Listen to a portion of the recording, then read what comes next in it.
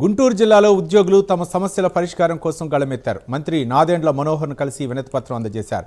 పెండింగ్లో ఉన్న పీఆర్సీ, డీఏల విడుదల, సిపిఎస్ రద్దు వంటి కీలక డిమాండ్లు వెంటనే నెరవేర్చాలని కోరారు.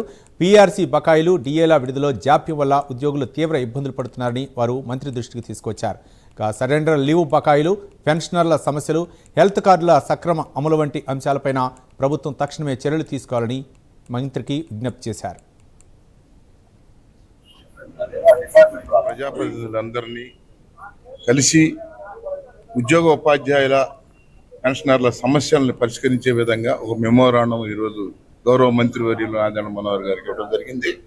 అందులో ఈ డిమాండ్స్లో ప్రధానమైంది పీఆర్సీ కమిటీని నియమించి వెంటనే ఐఆర్ ప్రకటించుట, పెండింగ్ డిఏల్లో 2 డిఏలు విడుదల చేయటం ప్రధాన డిమాండ్, సరెండర్ లీవులు ఎన్కాష్ అయ్యే విధంగా బడ్జెట్ రిలీజ్ చేయట, 3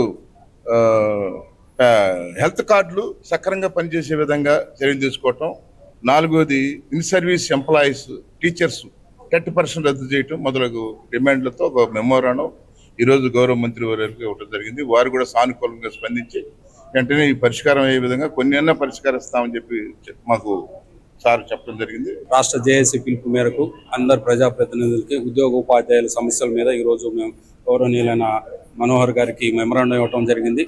అయితే 11-12 పీఆర్సీ ఇంతవరకు 1/7/23 నుంచి ఇంప్లిమెంట్ చేయాలి. ఇంతవరకు ఎటువంటి ఆర్థిక ఇబ్బంది లేని పీఆర్సీ కమిషన్ కూడా నియమించకపోవడం చాలా శోచనీయ విషయం.